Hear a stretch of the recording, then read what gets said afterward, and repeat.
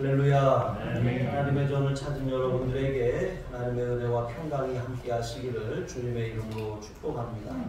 오늘은 말씀을 따라가는 교회라고 하는 제목으로 하나님 말씀을 전하겠습니다. 올해 표가 민수기 9장 23절 말씀처럼 말씀을 따라가는 교회입니다. 오늘 읽은 본문에도 가장 많이 등장하는 표현이 여호와의 명령을 따라라고 하는 말씀입니다. 여러분, 여호와의 명령을 따라 말씀대로 살아가는 삶이 얼마나 우리를 풍성하게 하고 얼마나 우리를 안전하게 하고 얼마나 우리를 복되고 형통하게 하는지 그것을 경험해 본 사람만 아는 것입니다. 2023년 새해가 하나님 말씀대로 행하시는 한 해가 되시길 주님의 이름으로 축복합니다. 이스라엘 백성들은 이제 출애굽 제2년 출애굽하고 이제 2년째 되는 해 첫날 오늘같이 1월 1일에 그들은 성막을 완성했어요. 성막을 완성한 하나님의 명령대로 성막을 딱 짓고 나니까 하나님께서 이제 그들 위에 임재하셨는데 구름과 불 기둥으로 임재하신 거예요. 이 구름과 불 기둥은 하나님의 임재와 영광을 상징하는 것이거든요. 그래서 그 성막 위에 하나님이 계신다. 그리고 이스라엘 백성들이 성막을 중심으로 그렇게 사방에 12지파가 진을 쳤거든요. 그러니까 성막 가운데 두고 그들이 사방에 진을 쳐서 성막을 중심으로 살아갔습니다. 그러니까 하나님이 그들 가운데 계신다 라고 하는 것을 이스라엘 백성들은 이 구름과 불기둥을 통해서 눈으로 그렇게 볼 수 있었던 거예요. 이 성막 안, 이제 지성소 안에는 대제사장만 1년에 한 차례만 들어갈 수 있어요.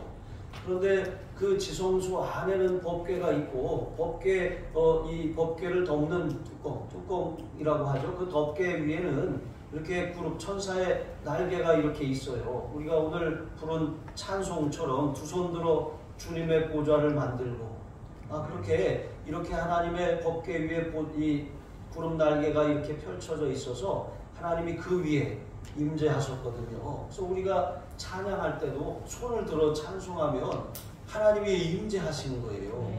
그런 사모함과 간절함을 가지고 하나님 앞에 우리가 나아가는 것이죠. 자, 이렇게 이스라엘 백성들 가운데 하나님이 구름과 불기둥으로 그 성막 위에 이제 임재하심을 나타내 보여주셨어요. 우리도 하나님을 눈으로 볼 수는 없어요. 하지만 하나님은 영이신데 우리 성령께서 우리 안에 계셔서 우리가 믿음으로 하나님을 바라볼 수 있잖아요. 지성소 안을 이스라엘 백성들이 들여다볼 수는 없지만 성막 위에 구름과 불이 덮였을 때 그것을 보면서 하나님이 임재하고 계시는구나 라고 하는 것을 알 수 있었던 것입니다. 마찬가지로 우리 안에 내주하시는 성령님 의지에서 우리가 믿음으로 하나님을 바라볼 때 또 하나님을 바라보며 찬송할 때 우리 위에 임재하시는 하나님의 영광, 하나님의 임재를 경험하게 되는 것입니다. 우리가 신앙생활을 하는데 이 세상에 하나님의 나라가 완전히 이루어진 것이 아니잖아요. 우리 안에 하나님의 나라는 너희 안에 있느니라 예수님이 말씀하신 것처럼 우리의 심령이 천국이 이루어졌어요. 물론 때로는 지옥 같은 때도 있습니다. 왜 그렇습니까? 하나님을 바라보지 않기 때문에 그래요.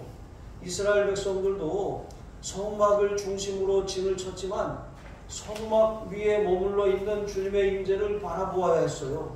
그것을 바라보면 그들이 범죄하지 않았을 뿐만 아니라 하나님이 그들과 함께 하심을 느끼고 그것을 눈으로 보면서 하나님을 잊지 않았던 것이죠.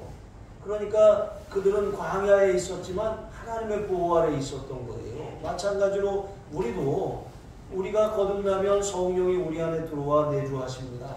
성령님 의지에서 우리가 날마다 하나님을 바라보면 우리의 삶이 마음이 천국이 되고 우리의 삶이 환경이 변한 것은 없지만 우리가 정말 하나님이 함께 하심을 또 하나님이 보호하심을 하나님이 공급하심을 하나님이 인도하심을 그것을 우리가 경험할 수가 있다는 거예요. 똑같이 신앙생활에도 하나님을 바라보면 이기는 것이고 우리가 환경이나 상황을 바라보면 좌절하고 먹구름이 몰려오는 거예요. 인생의 어두움이 찾아오게 되는 것이죠. 세상 사람들은 성도가 하나님과 동행한 하나님의 백성 하나님과 동행한다는 것이 무슨 뜻인지 몰라요. 그냥 뭐 하나님 눈으로 보이지 않으니까 나 하나님과 동행하며 삽니다. 그러니까 하나님이 어디 계신데 하고 이렇게 찾지 않습니까? 그러나 하나님은 우리 안에 계시는 거예요. 우리가 믿음으로 하나님을 바라보면 하나님께서 우리의 삶의 실제가 되셔서 우리를 인도하시고 우리를 붙들고 보호하여 주시는 하나님의 손길을 우리가 경험할 수 있잖아요. 그것이 믿음으로 사는 것입니다. 우리의 삶 속에 임재하고 계시는 하나님을 더 많이 경험하기를 원한다면 우리는 성령 충만해서 성령으로 살아야 하는 것입니다. 이스라엘 백성들은 광야 40년 동안 구름 기둥과 불 기둥, 그러니까 정확하게 말하면 구름이 이렇게 그 성막 위에 기둥으로 임재하고 있는데 밤에는 그 구름 가운데 불 모양이 나타난 거예요. 그러니까 이제 인도하신 것은 이제 구름으로 인도하신 것이죠. 자, 40년 동안 하나님이 그렇게 하셨는데 낮에는 구름으로 이렇게 덮어주셨어요. 그래가지고 그늘이 되어주셨던 것이죠. 또 밤에는 불기둥이 되어주셔서 그들이 그 광야의 추위에 혹독한 추위에서 죽지 않게 하신 것입니다. 이 광야는 일교차가 굉장히 크잖아요. 저희도 며칠 전에 보일러가 고장이 났는데 고장난지도 모르고 이게 왜 이렇게 방바닥이 차갑지? 왜 이렇게 방바닥이 차갑지? 따뜻한 물은 잘 나오는데 그냥 뭐 집에 자주 없으니까 그냥 잠만 자고 또 장판을 쓰니까 그냥 그런가 보다 했어요. 그런데 저희가 어떻게 하느냐면 저희 강아지가 마리가 항상 이제 침대 밑에 들어와서 잤거든요. 저희 침대 밑에가 바닥이 따뜻해요. 거기다 깔아줬는데 이게 며칠 전부터 침대 밑에 안 들어오고 자꾸 그 저방 침대 위에 전기장판 위로 딱 올라가는 거예요. 그래서 얘가 왜 자꾸 저기 가서 자지? 몰랐어요. 그런데 어느 날 그래서 이상해가지고 알아보니까 고장난 거였더라고요. 이 강아지가 사람보다 더 난 것 같아요. 그런 면에서. 여러분, 이렇게 밤에 추위와 낮에 뜨거운 태양이 장렬하는 광야에서 하나님은 구름기둥과 불기둥으로 한결같이 40년을 그들을 지켜주셨던 것입니다. 하나님은 변치 않는 사랑으로 그들을 돌봐주셨어요. 우리도 마찬가지입니다. 한 번 구원받은 하나님의 자녀, 결코 하나님이 떠나거나 버리지 않으셔요. 하나님이 우리 위에 임재하고 계셔요. 다만 우리가 그것을 느끼지 못할 뿐이에요. 우리가 그것을 바라보지 못할 뿐인 것입니다. 여러분, 우리가 낙심하고 절망하고 주저앉은 자리에서 다시 하나님의 임재를 바라보고 하나님의 임재를 우리가 향해서 하나님을 바라면 여러분, 우리의 삶이 정말 하나님의 따뜻한 품 안에 있다는 것을 깨닫게 되는 것을 믿으시기 바랍니다. 성도라고 하나님의 영광과 하나님의 임재를 날마다 경험하는 것이 아니에요. 왜 하나님을 바라보지 않기 때문에 그런 것이죠. 지성소 안에 그러니까 성막이 있으면 성막은 성소와 지성소로 이렇게 휘장으로 구분됩니다. 이 휘장은 예수님이 십자가에서 죽으실 때 위에서부터 아래로 이렇게 찢어졌어요. 이것은 예수님의 육체를 상징하는 거거든요. 예수님이 십자가에서 죽으심으로 이제 성소 안에 성소와 지성소의 구분이 없어졌다는 거예요.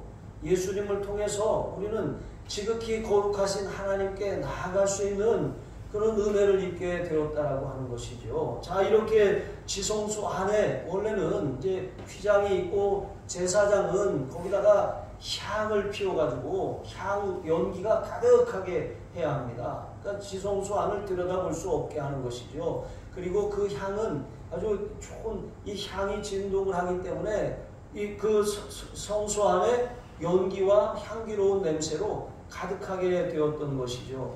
이렇게 이 향불은 기도를 상징하는 거예요. 요한계시록에 보면 이제 천사들이 그 향로에다가 그 향을 담아다가 하나님 보좌 앞으로 올리는데 그게 성도의 기도들이라고 말씀하고 있습니다. 우리가 기도하면 그것은 하나님 앞에 향기로운 제사, 향기로운 윤기가 되는 것입니다. 그래서 그 향로에 이 향이 가득히 차야 돼요. 그러니까 우리의 기도도 충분한 양이 채워져야 하는 것입니다. 질적인 것도 중요해요. 하지만 양이 따라주지 않으면 아무리 질이 좋아도 그게 무슨 소용이 있습니까? 아무리 세상의 음식을 먹는다고 할지라도 뭐 그 한 숟갈 푹 떠갖고 이렇게 먹어봐야 진짜 좋은 음식이다 이렇게 알지. 차 스푼으로 조금 떠가지고 이렇게 혀 끝에다 대주면 그게 아무리 좋은 음식이라도 무슨 의미가 있습니까? 차라리 입맛만 배웠네. 안 먹는 게 낫잖아요. 여러분 기도도 마찬가지입니다. 우리가 기도 정확하게 해야 돼요. 그런데 충분히 기도해야 하는 것입니다. 기도가 부족해서 우리의 삶에 하나님이 역사하시지 않는 거예요. 날마다 기도하며 하나님 앞에 나아가야 되는데 이 향불이 꺼지지 않아야 되거든요. 기도가 계속 올라가야 하는 것입니다. 그리고 여러분 지성소 안에는 법궤가 있잖아요. 법궤 안에는 십계명을 새긴 두 돌판이 들어있어요.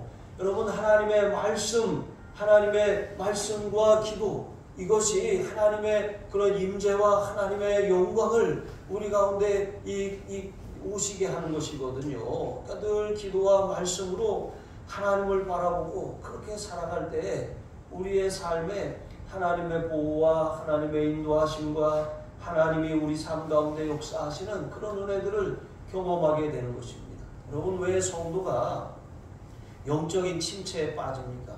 왜 시험에 드는 거예요? 성령 충만하다가 나 시험 들었어. 고개를 이렇게 탁 떨고서 눈을 안 마주치고 등을 보이고 이렇게 하는 일들, 말수가 적어지고. 여러분 나 시험 들었어. 왜 시험이 드는 거예요? 하나님을 바라봐야 되는데 사람 바라보기 때문에 그래요. 하나님을 바라봐야 되는데 환경이나 상황을 바라보기 때문에 그러거든요. 여러분 세상은 우리로 하여금 낙심하게 하는 일들이 너무 많아요. 우리가 아무리 최선을 다해 노력해도 그 결과가 만족스럽지 않을 때가 너무 많다는 것입니다. 그러나 우리가 그럼에도 불구하고 하나님을 바라보면 우리는 그 모든 상황을 뛰어넘게 하시는 하나님의 그런 은혜 가운데 살아가게 되는 거예요. 그렇다고 달관하라는 게 아니에요. 여러분 하나님의 눈으로 그것을 바라보라는 거예요. 내 눈으로 한번 바라봐야 낙심하고 부정적인 그런 이 결론밖에 얻지 못하는 거예요. 하지만 하나님의 눈으로, 믿음의 눈으로, 성경의 가치로 바라보면 우리의 삶이 보이는 것이 전부가 아니라 하나님의 그런 섭리가 있음을 깨닫게 되는 것입니다. 그래서 우리가 하나님을 바라보지 않고 성전을 중심으로 신앙생활하지 않고 또 우리가 예배를 등한히 하고 또 교제하지 않으면 성도 간에 신앙이 식어지고 시험들 수밖에 없습니다. 신앙은 나홀로 신앙은 있을 수 없어요. 우리가 나 혼자 이렇게 신앙생활 한다라고 하는 것은 장작불을 이렇게 잘 타오는 장작불에 그 장작 하나를 떼가지고 이렇게 나 저쪽에서 혼자 탈 거야 이렇게 하는 거랑 똑같아요. 금방 꺼져버리고 마는 것이죠. 우리의 신앙은 더불어 함께 하는 것입니다. 성전을 중심으로 하나님을 바라보면서 그렇게 살아가시는 저와 여러분이 되시기를 바랍니다. 시편 121편 5절로 7절에 보시면 이제 이 광야의 이스라엘을 하나님이 어떻게 지키시고 돌보시는지 이제 다윗이 이렇게 표현을 했습니다. 여호와는 너를 지키시는 이시라. 여호와께서 내 오른편에 그늘이 되시나니 낮에 해가 너를 상하지 않게 하시며 밤의 달도 너를 해하지 아니하리로다. 여호와께서 너를 지켜 모든 환난을 면케 하시며 또 내 영혼을 지키시리로다. 여러분 우리의 삶에 광야에는 많은 환난이 있어요. 그러나 그 환난 가운데서도 지켜주시고 그리고 가장 중요한 것 우리 영혼을 지켜주시고 믿음을 지켜주시고 시험 들지 않게 하시고 낙심하지 않게 하시고 절망하지 않게 하시고 다시 일어나게 하시는 분 여러분 하나님만 바라보시기를 바랍니다.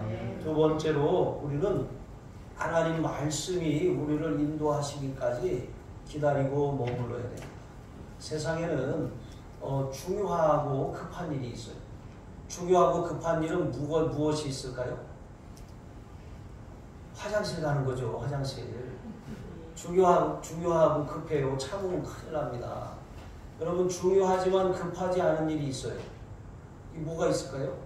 성경 읽는 일, 기도하는 일, 이런 일들은 굉장히 중요한데 당장 하지 않는다고 어떻게 되지 않아요.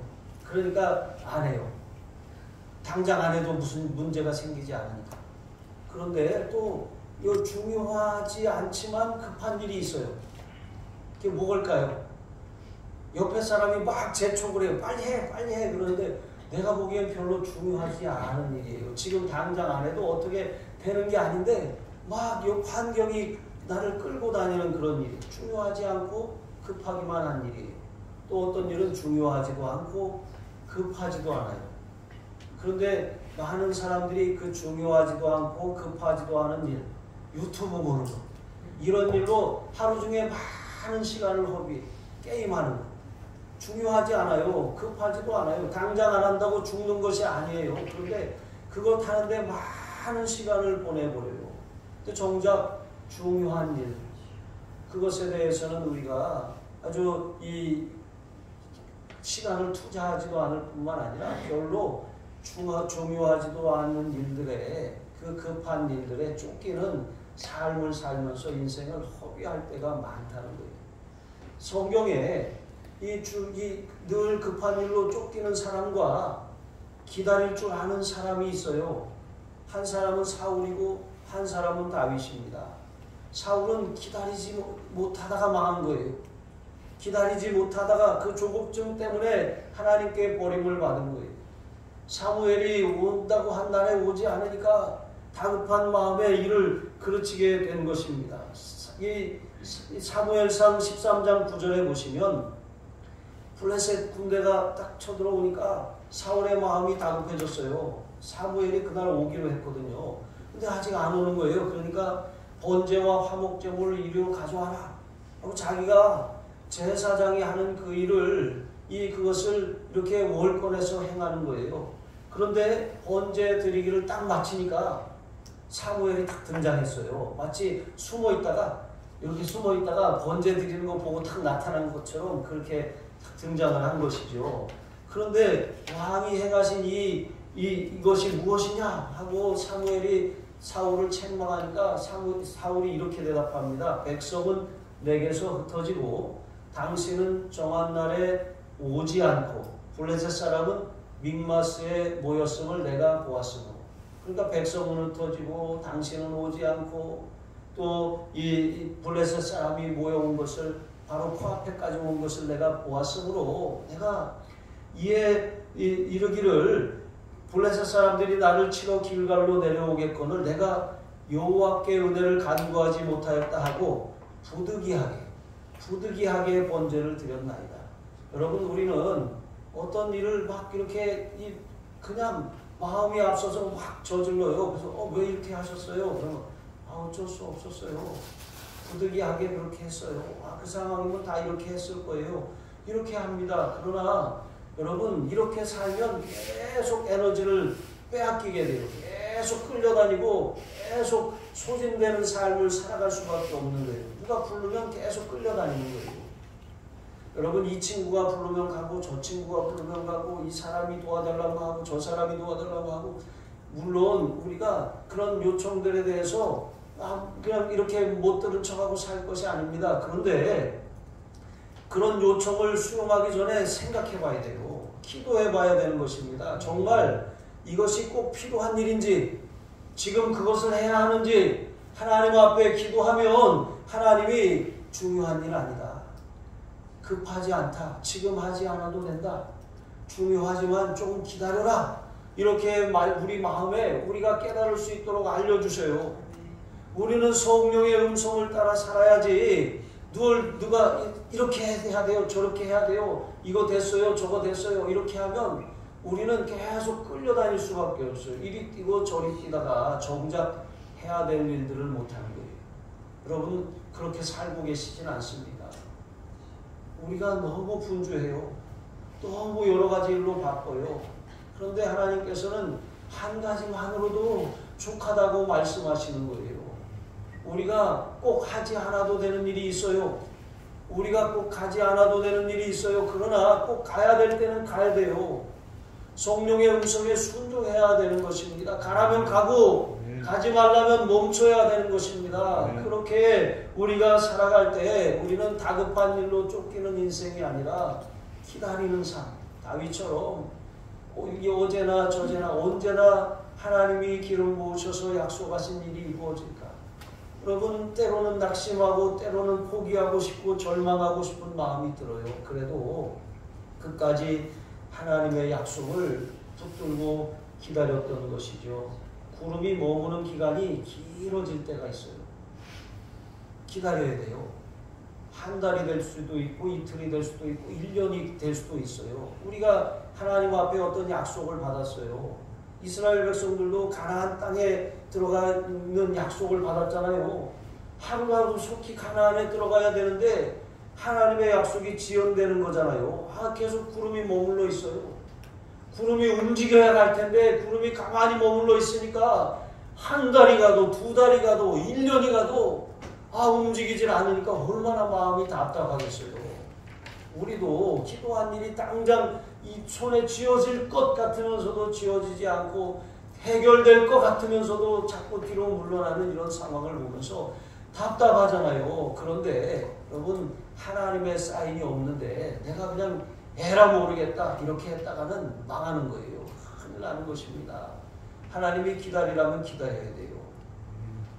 인내가 필요한 그런 순간인 것입니다. 또 어떤 때는 구름이 그렇게 아침부터 낮까지 떠올라 있다가 밤이 그 위에 있다가 가만히 밤이 되니까 갑자기 이렇게 올라가는 거예요. 그럼 어떻게 해요? 밤에 움직여야 되잖아요. 밤에 움직이는 일이 결코 쉬운 일이 아닙니다. 밤에 아이들 자는 애들 다 깨우고 텐트 다 걷고 짐 보따리 싸고 짐승들 이끌고 밤에 하나님이 불기둥으로 인도하셨지만 그게 결코 나처럼 쉬운 일이 아니라는 거예요. 저희가 두 번째 목회지에 충주에 있을 때 밤에 한밤중에 이제 자다가 갑자기 아내가 저한테 할머니가 보고 싶다는 거예요. 할머니한테 가야 될 것 같다고. 그래서 근데 저는 그때 딱 그 얘기를 듣는데 하나님의 음성으로 들리는 거예요. 그래서 그럼 가지 뭐. 그리고 그냥 갔어요. 밤에. 그래서 충주에서 청양까지 밤에 갔습니다. 그래서 밤에 갔더니 할머니가 지금은 돌아가셨지만 깜짝 놀라시는 거예요. 어떻게 무슨 일이냐고, 이 밤에 웬일로 왔냐고. 그랬더니 이제 그래서 할머니랑 같이 밤을 보내고 할머니한테 이제 예수님을 전하고 그렇게 예수님을 또 영접하시고 그렇게 하셨어요. 그리고 제 친구가 청양교회 그때 이제 부교역자로 있었는데 친구한테 저희가 올라가면서 전화를 했어요. 우리 저기 할머니 영접기도 했는데 병원에 갔다 오셔서 오래 그렇게 사실 것 같지도 않고 세례 좀 베풀어 줬으면 좋겠다고. 그랬더니 친구가 그렇게 해서 세례도 이렇게 베풀어주고 그렇게 해서 장례도 잘 치르셨습니다. 그래서 하나님 앞에 정말 저는 그게 마음에 아주 감사한 일로 기억되고 있어요. 하나님이 우리에게 가라 하면 그게 우리 상황에 맞지 않고 밤이고 번거롭고 그래도 하나님이 말씀하셨다면 순종해야 되는 거예요.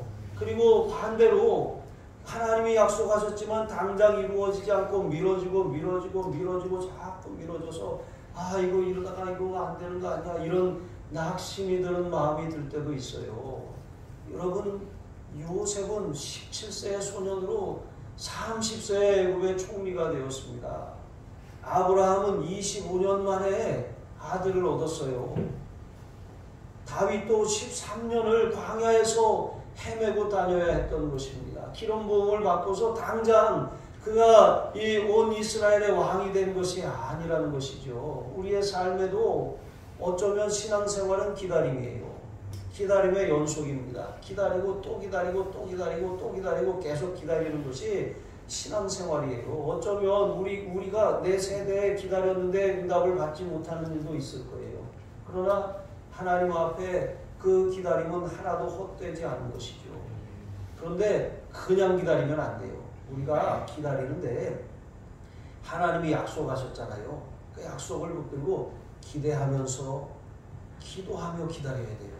그냥 아무것도 안 하고 뒷짐지고 이렇게 기다리면 아무 일도 안 일어나요, 정말. 근데 우리가 기대하는 마음으로, 하나님이 이루실 것을 기대하는 마음으로 기도하면서 하나님이 이루어주세요. 하나님이 약속하셨잖아요. 그래도 이스라엘 백성이 이와 같이 내게 이루어 주시기를 내게 구하여야 할지라 라고 에스겔 37장 36절에 말씀하신 것처럼 우리는 기대하면서 기도해야 돼요. 그리고 인내하며 기다리는 것이죠. 그러면 하나님의 때에 정확하게 이루어지는 줄로 믿습니다. 그래서 하나님은 부름을 통해서 이스라엘을 훈련시키신 거예요. 갑자기 지금 갈 상황이 아닌데, 여러분 제가 군대에 있을 때 처음 이제 입대를 하고 나서 이 부대가 화천으로 입대를 했는데 갑자기 이제 저를 중대로 배치를 안 하고 기다리라는 거예요. 본부에 계속 기다리는데 왜 자꾸 기다리라고 하지? 그랬더니 저희 중대가 가평에 있는 탄약창으로 파견 근무를 갔더라고요. 그래서 이제 거기로 가려고 이제 기다렸던 거예요. 이제 거기 갔습니다. 가서 근무를 처음에 쓰는데 경계 근무를 서려고 이제 이 고참이 깨우잖아요. 그런데 제가 분명히 제가 근무 시간이 이 새벽 2시인가 됐었거든요. 근데 새벽 2시에 일어나야지 하고 근데 잠이 자겠습니까? 그냥 이렇게 긴장하고 그 시간에 못 일어나면 큰일 나니까 이러고 이제 있는데 12시쯤 됐는데 고참이 깨우는 거예요. 일어나라 그러는 거예요. 그러면 깨우면 일어나야 되거든요. 근데 아직 이 세상물이 안 빠져가지고 이렇게 깨우는데 안 일어나고 눈을 딱 뜨고서 깨우니까 저 아직 근무 시간 아닙니다. 자식 일어나라니까 저 아직 근무 시간 아닙니다. 그랬더니 일어나라고. 나 근무 시간 아닌데 하고 일어났어요.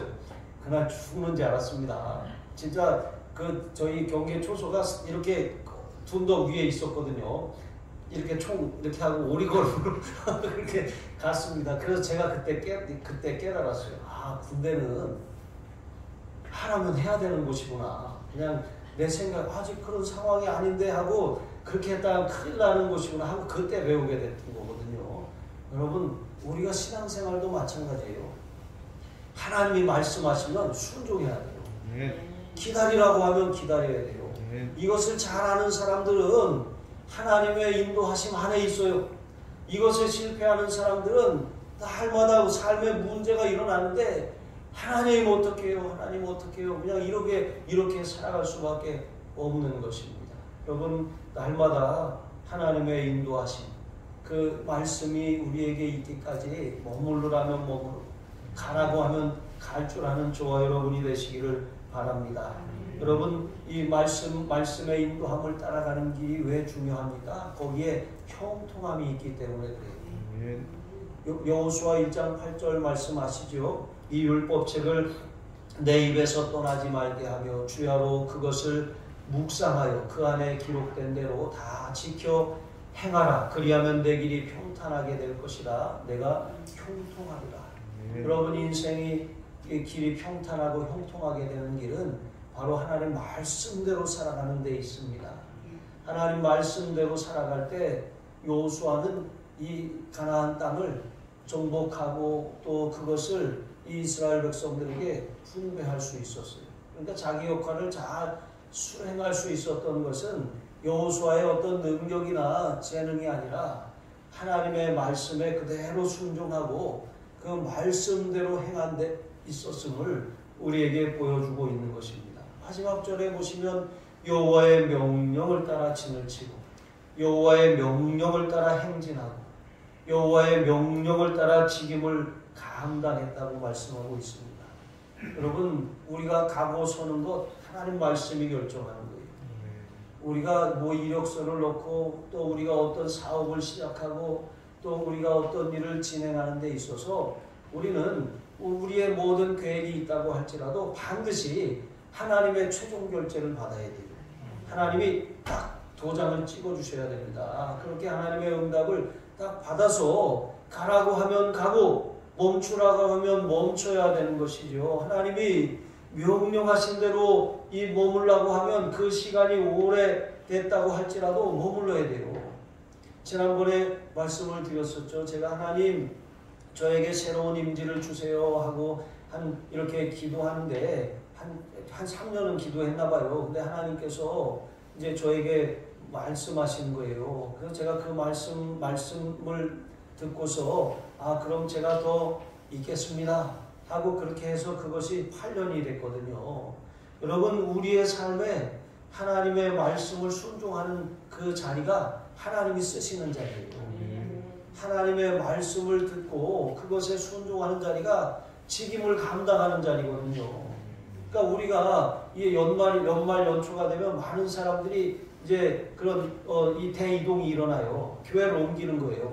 이렇게 이 교회 저 교회 찾아서 다니는데, 그런데 우리가 정말 하나님이 가라고 해서 갔는지 아니면 이 교회가 어디 여기뿐이야 하고 그렇게 움직이는지 그것을 잘 판단해야 됩니다. 그렇지 않으면 우리가 이제 이 유목민 인생이 되는 거예요. 그냥 이 교회 저 교회 계속해서 평생을 떠돌아다닐 수밖에 없게 되는 것이죠. 그러므로 우리의 삶에 직장을 결정하든지 교회를 선택하든지 또 인생의 배우자를 만나든지 우리의 장래를 결정하는 모든 일에 있어서 하나님의 최종 응답을 받으시는 저와 여러분이 되시기를 바랍니다. 하나님은 우리에게 이 말씀의 훈련을 먼저 시키셔요. 말씀이 가라 하면 가고, 멈추라 하면 멈추고, 천천히 가라 하면 천천히 가고, 기다려라 하면 기다릴 수 있도록 말씀의 훈련을 시켜요. 그렇게 순종하는 모습을 보면서 하나님은 그 우리의 순종하는 그 수준에 따라서 직임을 맡기시는 거예요. 순종하지 않는 사람을 하나님이 절대로 쓰지 못해요. 순종하지 않는 이유가 무엇입니까? 내 생각이 강해요. 내 고집과 내 계획이 있어요. 그래서 우리가 하나님 말씀이 우리에게 주어졌을 때 계속 안 하고 미루고 핑계하고 뒤로 물러나는 것이죠. 그러나 하나님께서는 그럴수록 우리에게 연단 시련을 통해서 우리를 연단하셔요. 믿음의 시련을 통해서 연단하셔서 우리가 순종할 수밖에 없게 만드는 거예요. 결국 항복할 수밖에 없게 만드는 거예요.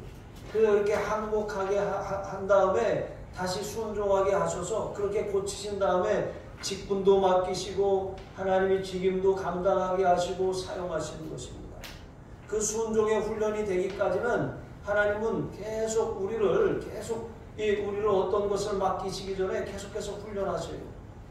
이제 무슨 영화 같은 데 보면 무술 그런 제자나 아니면 어떤 도자기 제자나 뭐 이런 그런 스승이 제자들을 길러낼 때 보면 다른 거 시키지 않잖아요. 걸레질 시키고 또 물 떠오게 하고 막 청소하게 하고 이런 허드렛 일을 시키는 거예요. 군대 가도 이등병들, 지금은 모르겠습니다. 이등병들한테 다른 거 안 시켜요. 걸레 빨아와라. 맨날 저도 치약으로 걸레 빨았던 이등병 시절이 그렇게 기억이 납니다. 그러니까 바닥부터 기는 거예요.